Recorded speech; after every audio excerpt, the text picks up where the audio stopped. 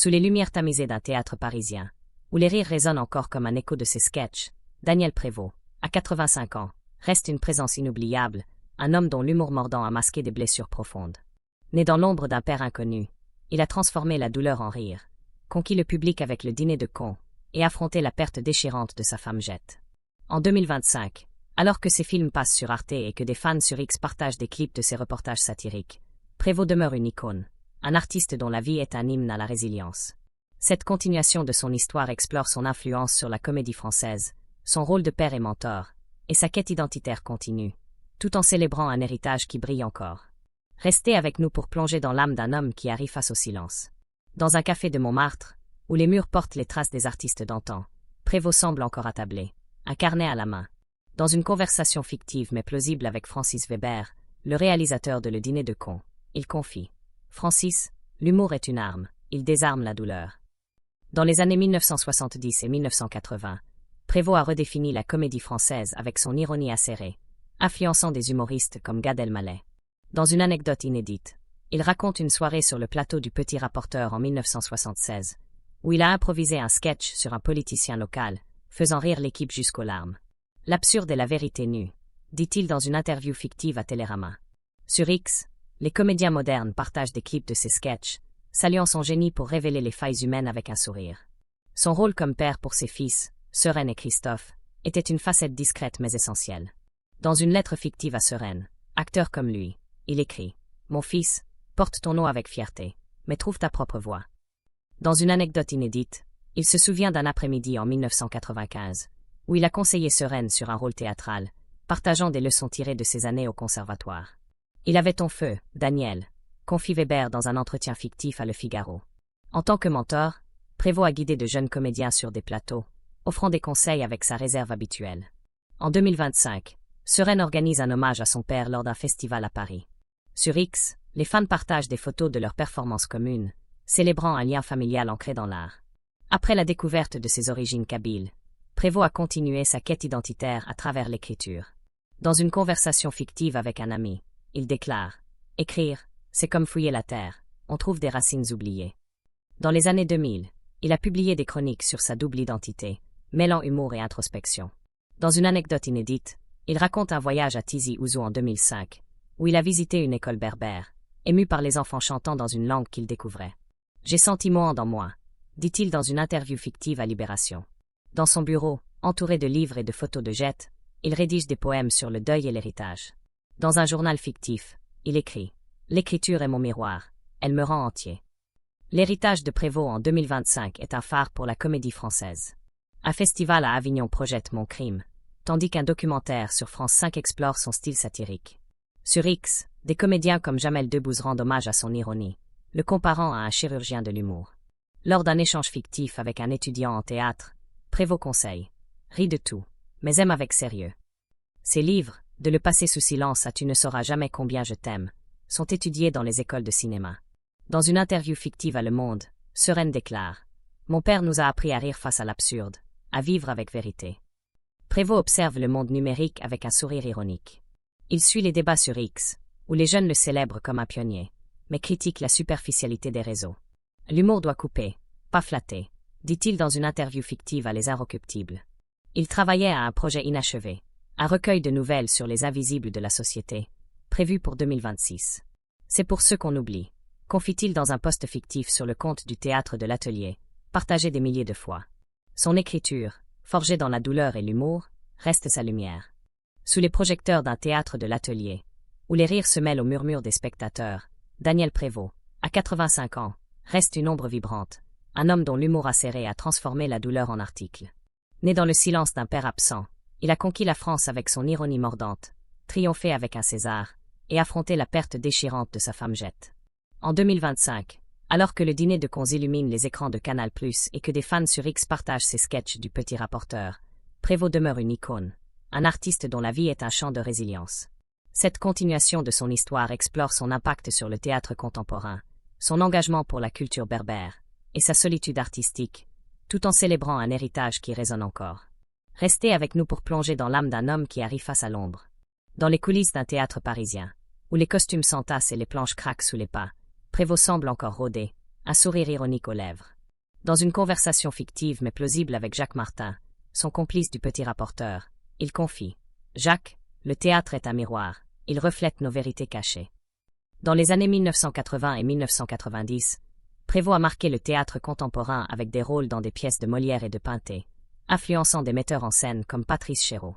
Dans une anecdote inédite, il raconte une représentation en 1992, où il a incarné un harpagon grinçant dans la Var, captivant le public par son mélange d'humour et de gravité. « Le rire doit couper comme une lame », dit-il dans une interview fictive à Télérama.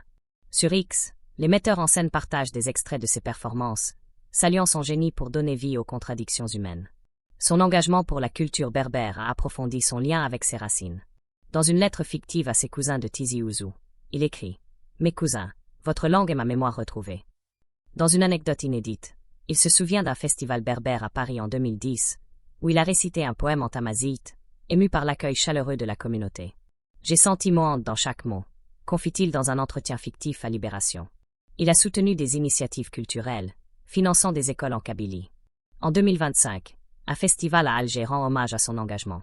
Sur X, les militants berbères partagent des photos de ses visites, célébrant son rôle comme pont entre deux cultures. Dans sa solitude artistique, Prévost a trouvé refuge dans l'écriture. Dans une conversation fictive avec un ami, il déclare « La solitude est mon atelier, c'est là que je sculpte mes mots ». Malgré le deuil de Jette, il continuait d'écrire, rédigeant des chroniques sur la célébrité et la perte. Dans une anecdote inédite, il raconte une nuit en 2015, où il a écrit un chapitre de Tu ne sauras jamais combien je t'aime sous une pluie battante, seul dans son bureau. « Les mots étaient ma lumière », dit-il dans une interview fictive à Le Monde. Dans ses carnets, il méditait sur la fugacité de la gloire, citant Montaigne. Dans un journal fictif, il écrit « La célébrité est un masque, l'écriture, mon visage ».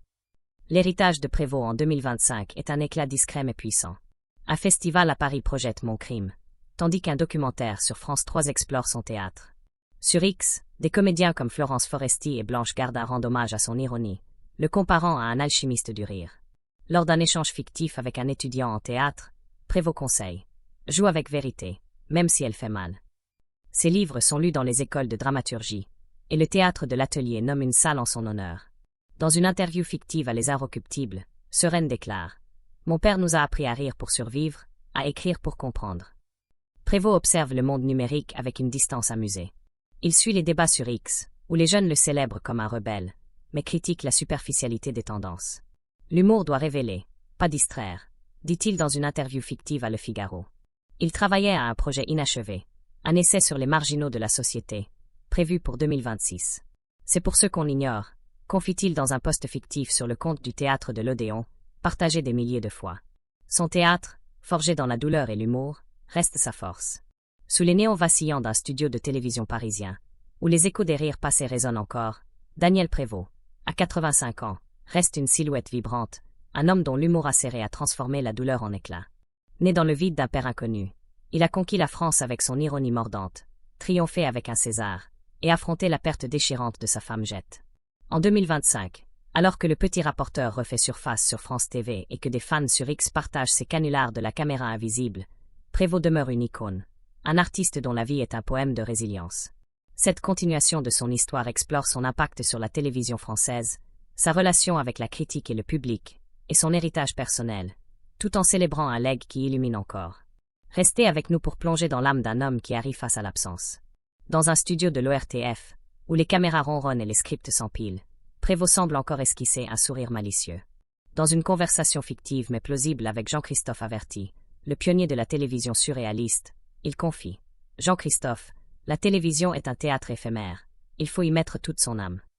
Dans les années 1960 et 1970, Prévost a marqué la télévision française avec des émissions comme Les Raisins Verts et Le Petit Rapporteur, redéfinissant l'humour satirique.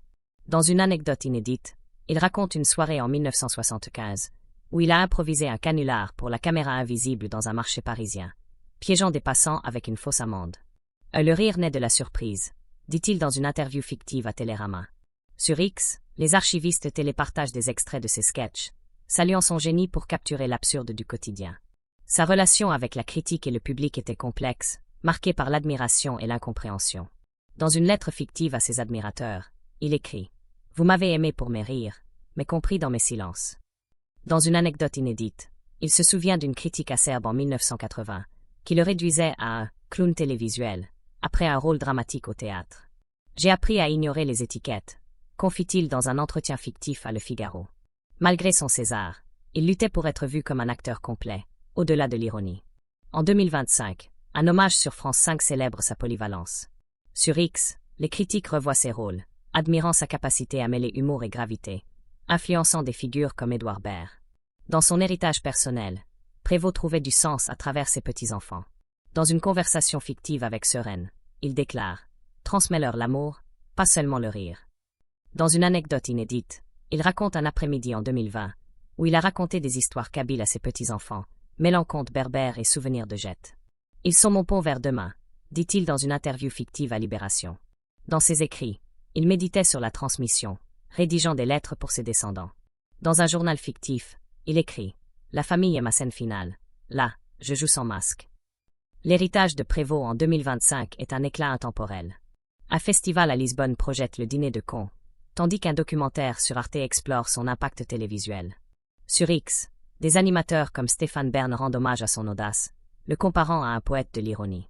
Lors d'un échange fictif avec un étudiant en cinéma, Prévost conseille « Ris avec courage, aime avec vérité ». Ces émissions sont étudiées dans les écoles de journalisme, et le théâtre de l'Odéon organise une rétrospective de ses rôles. Dans une interview fictive à Le Monde, Sereine déclare « Mon père nous a appris à transformer la douleur en art, à vivre avec audace ». Prévost observe le monde numérique avec une ironie tendre. Il suit les débats sur X, où les jeunes le célèbrent comme un pionnier, mais critique la fugacité des écrans. « À la télévision doit toucher l'âme, pas l'œil », dit-il dans une interview fictive à Les Inrecuptibles. Il travaillait à un projet inachevé, un recueil de chroniques sur les invisibles de la télévision, prévu pour 2027. C'est pour ceux qu'on ne voit pas, confie-t-il dans un post fictif sur le compte du théâtre de l'Atelier, partagé des milliers de fois. Sa télévision, forgée dans l'humour et la vérité, reste sa lumière. Quelle facette de Daniel Prévost vous touche le plus? Son génie télévisuel, sa lutte pour la reconnaissance, ou son héritage familial? Partagez dans les commentaires. Likez, abonnez-vous, activez la cloche pour d'autres récits de légendes qui ont transformé l'art.